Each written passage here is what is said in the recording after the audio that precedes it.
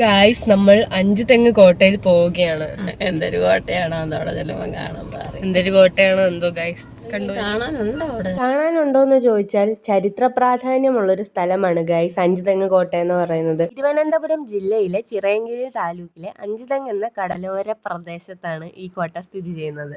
British east India കമ്പനിയുടെ കേരളത്തിൽ നിർമ്മിച്ച ആദ്യത്തെ കോട്ടയും കച്ചവട കേന്ദ്രവുമാണിത്. 1684 ആറ്റിങ്ങൽ റാണിയിൽ നിന്ന് കോട്ട പണിയുവാൻ അനുമതി വാങ്ങിക്കുകയും 1695 ഇതിന്റെ പണി കഴിപ്പിക്കുകയും ചെയ്തു. സോ ഗൈസ്, ഇതാണ് അഞ്ചുതെങ്ങ് കോട്ട. അപ്പോൾ ആറ്റിങ്ങൽ റാണി ബ്രിട്ടീഷുകാർക്ക് വ്യാപാരത്തിന് വേണ്ടിയിട്ട് കൊടുത്ത സ്ഥലമാണിത്. കുരുമുളക്, തുണി എല്ലാമായിരുന്നു ഇവിടുന്ന് കയറ്റി അയച്ചിരുന്നത്. നമുക്ക് ഇവിടെ നിന്ന് നോക്കുമ്പോൾ ലൈറ്റ് ഹൗസ് ഒക്കെ കാണാൻ പറ്റും. വെയിൽ കൊള്ളുന്നതിന്റെ അമർഷം ചിരിയിലൂടെ പ്രകടമാക്കിയതാണ് എൻ്റെ അമ്മ. സോ ഇതാണ് നമ്മുടെ അഞ്ചുതെങ്ങ് കോട്ടയുടെ ഉള്ളിലുള്ള കാഴ്ചകൾ. ഇനി നമുക്ക് മുകളിലോട്ട് പോയി നോക്കാം. നമുക്കിവിടെ നിന്ന് ലൈറ്റ് ഹൗസിന്റെയും ബീച്ചിന്റെയും ഒക്കെ വ്യൂ കാണാൻ പറ്റും. ലൈറ്റ് ഹൗസിൽ പോകണം എന്നുണ്ടെങ്കിൽ വൈകുന്നേരം 3 തൊട്ട് 5 മണി വരെ ആയിരുന്നു. ഞങ്ങൾ നട്ടുച്ചയ്ക്കാണ് ചെന്നത്. അത് കാരണം നല്ല വെയിലുണ്ടായിരുന്നു. എന്നാലും മുകളിൽ കൂടെ നടക്കുമ്പോൾ നല്ല കാറ്റുണ്ടായിരുന്നു. പിന്നെ നമുക്ക് ഈ പടിയേറി ചെല്ലുമ്പോൾ അത് 5 തെങ്ങുകൾ കാണും. ഈ തെങ്ങുകൾ കാരണമാണ് നമുക്ക് ഈ സ്ഥലത്തിന് 5 തെങ്ങെന്ന് പേര് വന്നതെന്നൊക്കെ എനിക്ക് പറയണമെന്നുണ്ട്. ചുറ്റും നോക്കിയപ്പോൾ നിറച്ച് തെങ്ങുകളായിരുന്നു. എന്താണെന്ന് എനിക്ക് അറിഞ്ഞൂടാ ഗൈസ്. പിന്നെ ഞാൻ കാണുന്ന തൂണുകളിലാണ് നമ്മുടെ ഇന്ത്യക്കാരെ കെട്ടിയിട്ട് അടിച്ചുകൊണ്ടിരുന്നത് എന്നാണ് പറയുന്നത്. എന്ത് ക്രൂവലായിരുന്നല്ലേ ബ്രിട്ടീഷുകാർ. നമ്മളിപ്പോൾ നിൽക്കുന്ന കോട്ട കേരളത്തിൽ ബ്രിട്ടീഷുകാർ ആദ്യമായിട്ട് പണിഞ്ഞാണെന്ന് പറഞ്ഞല്ലോ. പക്ഷെ അതിലും വലിയ കാര്യം എന്താണെന്ന് വെച്ചാൽ കേരളത്തിൽ ബ്രിട്ടീഷുകാർക്കെതിരെ ആദ്യമായിട്ട് ആളുകൾ ഒരുമിച്ച് തിരിഞ്ഞതും ഇവിടെയാണ്. 1721 ആറ്റിങ്ങൽ കലാപം.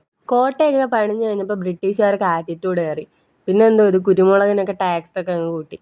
അപ്പോൾ നമ്മുടെ നാട്ടുകാരെന്തോ ചെയ്തു, ഒരു 6 മാസത്തോളം കോട്ട അങ്ങ് വളഞ്ഞു. കോട്ടയ്ക്കകത്ത് നിന്ന് പുറത്തിറങ്ങാനോ അവിടെ നിന്ന് അകത്തേക്ക് കയറാനോ ആർക്കും പറ്റാത്ത അവസ്ഥയായി. പീരങ്കിയൊക്കെ വെച്ച് ഭയങ്കര വെടിവെപ്പായിരുന്നായിരിക്കും ഇവിടെയൊക്കെ. ചതുരശ്ര ആകൃതിയിലുള്ള ഈ ഒരു കോട്ടയുടെ 4 വശത്തോട്ടും നമുക്ക് നടക്കാൻ പറ്റും. പിന്നെ ഇതോ ആ കാണുന്നത് ബ്രിട്ടീഷുകാരൻ്റെയും വൈഫിൻ്റെയും കല്ലറയാണ്. ഭയങ്കര പഴക്കമുള്ളതാണെന്നാണ് പറഞ്ഞത്. നമ്മൾ പോകാൻ നേരം അവിടെ ഇരിക്കുന്ന ഓഫീസറിൻ്റെ അടുത്ത് ചോദിച്ചപ്പോഴാണ് ഇതൊക്കെ പറഞ്ഞത്. പിന്നെ ഇവിടെ സെൻറ്ററിലായിട്ട് വാട്ടർ പോയിന്റ് ഒക്കെ വെച്ചിട്ടുണ്ട്. അതിപ്പോൾ വെച്ചതാണെന്ന് തോന്നുന്നു. പിന്നെ ഇവിടുത്തെ ഗാർഡിൻ്റെ അടുത്ത് നമ്മുടെ പേരും ഫോൺ നമ്പറൊക്കെ എഴുതി കൊടുക്കണം, എത്ര പേര് വന്നെന്നൊക്കെ ഉള്ളത്.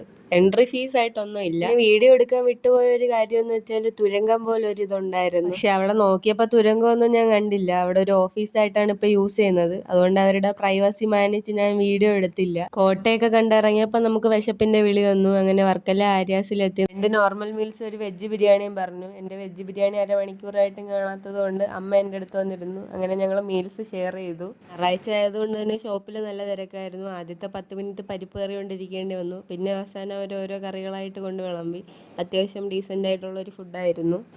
വെജ് ബിരിയാണി എത്തിയപ്പോഴേക്കും വയറ് പകുതി ലോഡായിരുന്നു. എന്നിരുന്നാലും എൻ്റെ ആത്മവിശ്വാസം കൈവിടാതെ ഞാൻ ഓരോ സ്പൂണായിട്ട് എടുത്തിടാൻ തുടങ്ങി. ബിരിയാണിയുടെ കൂടെ കഴിക്കാൻ സലാഡ് മാത്രമാണ് കിട്ടിയിരുന്നത്. ഒരു പിക്കിളോ ഒരു പപ്പടമോ ഒന്നും കിട്ടിയിട്ടില്ലായിരുന്നു. പിന്നെ അവസാനം അവരുടെ അടുത്ത് ചോദിച്ച് വാങ്ങേണ്ടി വന്നു. അവരിങ്ങോട്ട് തന്നെ പറഞ്ഞു ഭയങ്കര തിരക്കായതുകൊണ്ടാണെന്ന്. ഇനി നമുക്ക് ബിരിയാണിയിലേക്ക് വരാം. ബിരിയാണിയെക്കുറിച്ച് പറയാനാണെന്നുണ്ടെങ്കിൽ നല്ല ഫ്ലേവർഫുൾ ആയിരുന്നു. പക്ഷേ എരിവ് അധികം കഴിക്കാത്തത് കാരണം അപ്പോഴത്തേക്കും തന്നെ എൻ്റെ കണ്ണും മൂക്കും ഒക്കെ നിറയാൻ തുടങ്ങി. എരിവ് ബാലൻസ് ചെയ്യാൻ നമുക്ക് പൈനാപ്പിൾ പിക്കിൾ കിട്ടി. അത് എന്നെ സംബന്ധിച്ചിടത്തോളം വളരെ വലിയ കാര്യമായിരുന്നു. എന്നെപ്പോലെ എരിവ് ഒട്ടും പറ്റാത്ത ആരെങ്കിലും ഉണ്ടെങ്കിൽ ഒന്ന് പറയണം ഗൈസ്, എനിക്കറിയാൻ വേണ്ടിയിട്ടാണ്. ഞാൻ മാത്രമാണോ ഇങ്ങനെ എരിവ് പറ്റാത്ത ജീവിയെന്ന്. വിശന്നിരുന്ന് കഴിച്ചിട്ടാണോ എന്തോ വയറ് നിറച്ച് കഴിച്ചു. കഴുത്തറ്റം നിറഞ്ഞിട്ടുണ്ട്. നല്ലതായിട്ട് ഉറക്കവും വരുന്നുണ്ട്. സോ ഇന്നത്തെ വീഡിയോ ഇത്രേ ഉള്ളൂ.